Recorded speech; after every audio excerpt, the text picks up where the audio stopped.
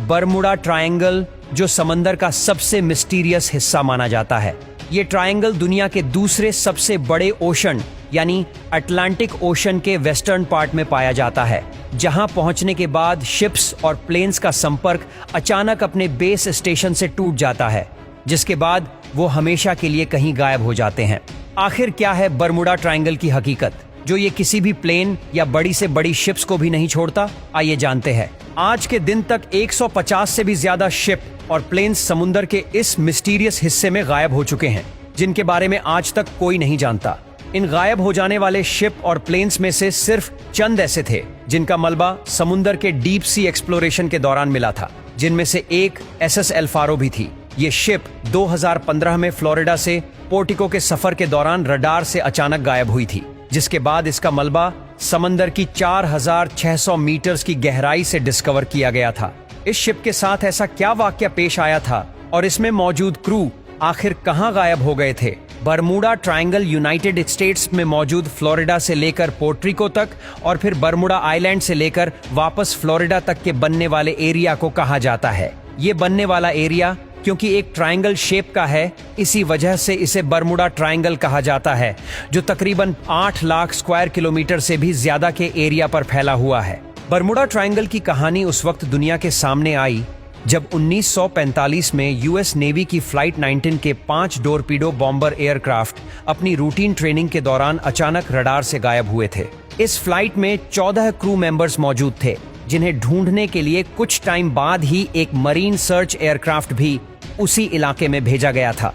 इस एयरक्राफ्ट में rescue team के 13 मेंबर्स मौजूद थे, लेकिन कुछ देर बाद ही ये एयरक्राफ्ट भी अचानक रडार से गायब हो गया। इन 6 एयरक्राफ्ट और 27 लोगों के गायब हो जाने के बाद एक बहुत बड़ा सर्च ऑपरेशन कंडक्ट किया गया, लेकिन 96 घंटों के दिन रात के रिसर्च के बाद भी इन एयरक्राफ्ट और इनमें मौजूद क्रू का कुछ अता पता ना चल सका। अगर कुछ पता चला तो सिर्फ ये कि ये एयरक्राफ्ट समुद्र के जिस एरिया में मौजूद थे वो एरिया बरमुडा ट्रायंगल था। ईयर 1980 में बरमुडा ट्रायंगल की हिस्ट्री का सबसे भयानक हादसा सामने आया था, जब यूएस नेवी की सबसे बड़ी शिप 4 मार्च 1918 के दिन यूनाइटेड स्टेट्स में मौजूद बाल्टीमोर शहर से ब्राजील के लिए रवाना हुई थी। इस शिप में 306 क्रू मेंबर्स मौजूद थे, जिनके अलावा उसमें 11,000 टन मैंगनीज भी था। सफर शुरू होने के कुछ टाइम बाद ये शिप अचानक बेस स्टेशन के रडार से गायब हो गई थी। इस शिप से आने वाला आखिरी मैसेज ये था, मौसम बिल्कुल साफ है और सब कुछ ठीक चल रहा है। लेकिन इसके बाद इस शिप के बारे में कुछ अता पता न चल सका। ये शिप आखिर कहां चली गई और इसके साथ ऐसा क्या वाकया पेश आया था? क्या समुंदर के इस खौफनाक इलाके में खतरनाक सी मॉन्स्टर रहते हैं? इसके अलावा 1881 में एलन ऑस्टिन नामी एक शिप, जो कि बरमुडा ट्रायंगल के रास्ते लंदन से न्यूयॉर्क का सफर कर रही थी, उसे रास्ते में एक शिप नजर आई। एलन ऑस्टिन शिप के कैप्टन ने जब इस शिप के अंदर जाकर रिसर्च की तो ये शिप बिल्कुल ठीक हालत में मौजूद थी और इसमें मौजूद सामान भी बिल्कुल सही सलामत था। लेकिन हैरान करने वाली बात ये थी कि इसमें कोई इंसान मौजूद नहीं था। एलन ऑस्टिन शिप के कैप्टन ने अपनी शिप के कुछ क्रू मेंबर्स को इस शिप पर शिफ्ट किया ताकि वो इसे अपने साथ ले जा सके।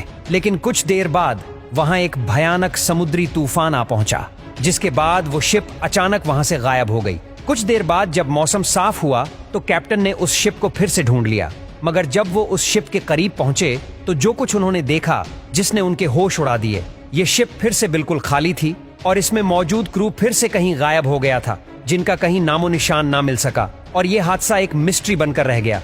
बरमुडा ट्रायंगल के बारे में कई लोगों का ख्याल है कि समंदर के अंदर सी मॉन्स्टर्स रहते हैं, लेकिन ये सब सिर्फ एक झूठी कहानी है। कई सालों तक रिसर्च करने के बाद साइंटिस्ट आखिर बरमुडा ट्रायंगल की मिस्ट्री को हल करने में कामयाब हो चुके हैं। सैटेलाइट्स की मदद लेकर रिसर्च करने के बाद ये बात सामने आई कि समंदर के इस हिस्से में हरिकन्स जैसे भयानक तूफान बहुत ज्यादा आते हैं। दुनिया में सबसे ज्यादा हरिकन्स चाइना में आते हैं, लेकिन दूसरे नंबर पर ये तूफान अमेरिका के शहर फ्लोरिडा में आते हैं और ये वही एरिया है जो बरमुडा ट्रायंगल में आता है। साइंटिस्ट के मुताबिक जब बरमुडा ट्रायंगल में ये तूफान आते हैं तो यहाँ समंदर के ऊपर हेक्सागोन पैटर्न्स के क्लाउड्स बनते हैं जो तकरीबन 80 किलोमीटर तक बड़े होते हैं। जिनकी रफ्तार 250 किलोमीटर प्रति घंटा से भी ज्यादा होती है। इसके अलावा समंदर के इस हिस्से में मीथेन हाइड्रेट्स की भी एक बड़ी तादाद पाई जाती है। साइंटिस्ट के मुताबिक पानी में मौजूद इन मीथेन हाइड्रेट्स में से जब बबल्स निकलते हैं तो वो पानी की डेंसिटी को कम कर देते हैं, जिसकी वजह से इनके ऊपर से गुजरने वाली बड़ी से बड़ी शिप ना चाहते हुए भी समंदर के अंदर डूब जाती है।